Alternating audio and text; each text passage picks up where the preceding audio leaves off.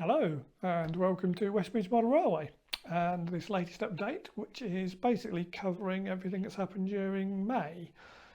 Now it's been a fairly quiet month on the layout. Obviously the days are getting longer, the weather's getting better on some days. So I have been out filming some trains out in the real world, and for those of you who may not have seen, I've also driven a Deltic. That was quite an experience. So time on the layout has been a little bit limited. Basically, I've been concentrating on a lot of running, making sure I'm happy with how things are at the moment, seeing if there's any issues, any places where certain locos or stock are derailing. Still having that minor short issue, but only on certain locos and stock again. So that's something I still need to look into. But basically, what I'll do in this episode here is just bring you up to speed with where I am on that, the plans I've got so far with the yard. We'll have a little bit of a running session with some of the new locos that I've had converted and some of the ones I've chipped myself, and we'll just bring you up to speed with all of that. So stay tuned. Yeah, so during my time on the layout this past month, basically I've been doing a lot of running of locos and stock around the layout, just to make sure that I'm sort of happy with things how they are. So if there's any problems with any derailments, as you probably know, some locos and stock will run fine and something else might sort of derail or short out, which I'm still having a few issues with in a couple of places. So I've been doing a lot of running sessions and trying things just to make sure before we get anywhere near the stage of obviously ballasting or fitting things down. Has thrown up a couple of things, so there's a couple of changes I've sort of started making to the layout already, nothing too major, but I'll show you those. Also, I got the locos back that I took to the signal box at Anstey for fitting with decoders. So there's a handful of those locos in units I've got back, so I'll show you some of those running. And I've also been chipping some of my locos that were DCC ready myself. So the fleet I've got has increased a little bit, a bit of variety now with some locos and units back from the sort of 1990s and some from the present day as well. A couple of new back scenes I've been trying as well, just to see how they fit in with my plans. So yeah, I'll just take you around a little bit more detail on each of those now. So one of the things I've changed slightly is the bi-directional freight line, which is where the Colas 66 and the IIAs are standing at the moment. Wasn't entirely happy with how, when you came through this section here into the scenic break, it was a little bit too tight there on the curve. So I've eased that up a little bit and made it so it'll curve into the tunnel, and it'll look like when it's all completed it does go a different direction to the mainline tunnels.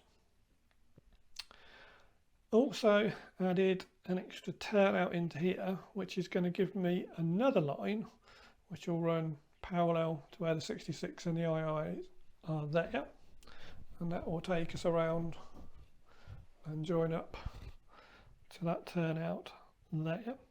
So that's going to give me now effectively two loops there, or it gives me the option of, as it's a bi-directional freight line but it's single track at that end, obviously I can have a train each way in the loop there, so one could be held while another one comes past in the other direction, and it does hold a quote-unquote full-length train. Obviously the freight trains can't be completely full length unlike the passenger trains, because they'd be at least twice as long as you're looking at now. But both of those loops will hold the longest freight trains I'll be running on the layout, whether that be the Freightliners, the merry-go-rounds or the Yeomans. And then coming off the bi-directional freight line there and veering away from the tunnel is the start of the line coming into what will be the engineering yard.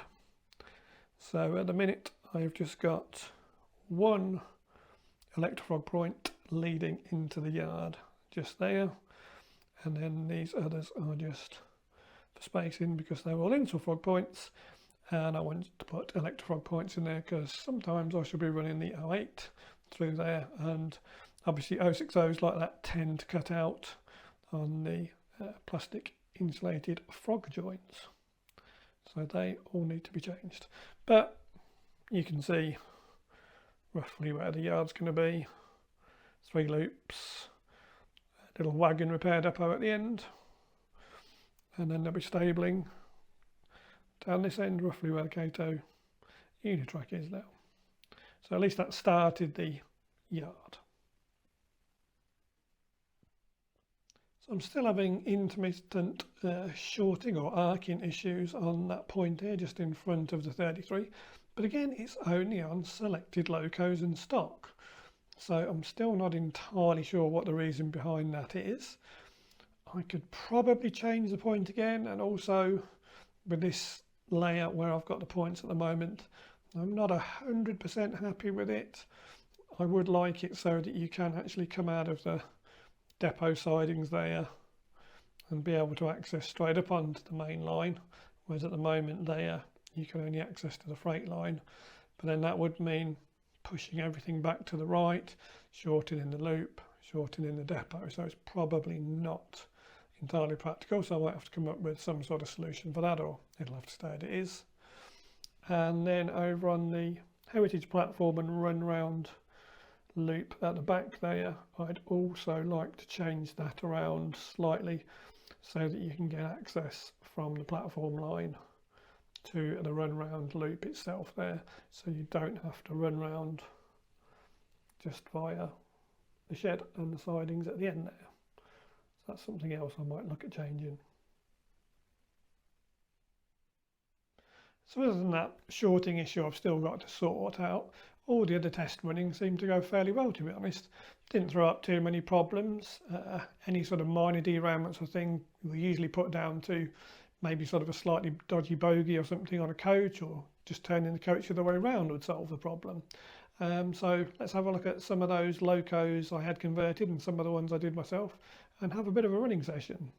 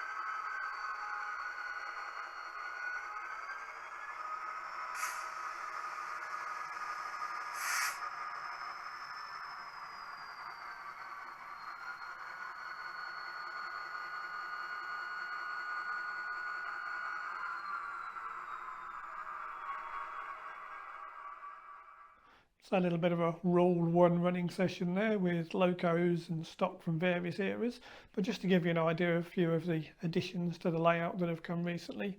Some of those straight eBay purchases were already DCC fitted. Some other ones that were DCC ready I'd got, which I brought chips for and fitted myself.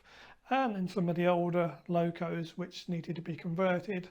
So they're the ones I took to the signal box at Anstey, and Lee converted those for me. So building up quite a large fleet now, still some more to go. Another trip will be required to get some more converted, and a few more chips will be required to convert some of our DCC ready locos. And at the very end there, you probably noticed the Class 08 sound fitted, which is going to be obviously mainstay of the yard here, which is why we need those electrified points. And then also the Revolution Trains Hanson livery Class 59, which is the first loco to have the new Next 24 chip in, which I've only literally just touched the surface with that, only arrived yesterday.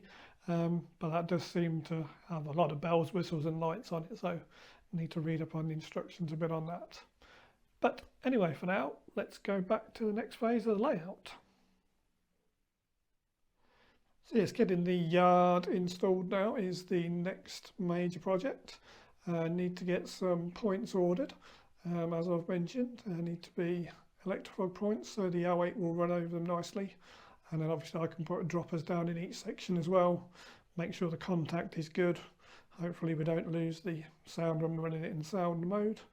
But I do have some track that's just arrived at the minute, so I can complete the other bi-directional freight loop there, which will just run just this side of Ricola 66 and IIs and take us into there, as I mentioned earlier. But then another thing I've thought of there is in this section here, which is the line leading into the yard. I thought what I'd do is I'd put a right turnout, probably a right curved point into there, and carry on around there and give myself a nice head shunt then for the yard, which means obviously I can do some proper shunting in the yard and I won't interfere with the bi-directional freight line running this way, so I can still have trains running on there if I want and shunt the yard. So a little bit of money required, get a point to go in there, and then like I say, we need probably, I think we need 4 each, if I remember correctly, of left and right medium electrified points to put in there. So that's my next major project. So yes, quite a short update this time, what with one thing and another. Hopefully by the end of the next update, the yard should be finished so we can have a closer look at that and how that's working. But for now, I'll say thank you very much for watching. If you've liked this, don't forget to give me a thumbs up. Don't forget to subscribe for all updates on this layout and everything else I'm filming out on the main line. And I'll see you next time. Bye for now.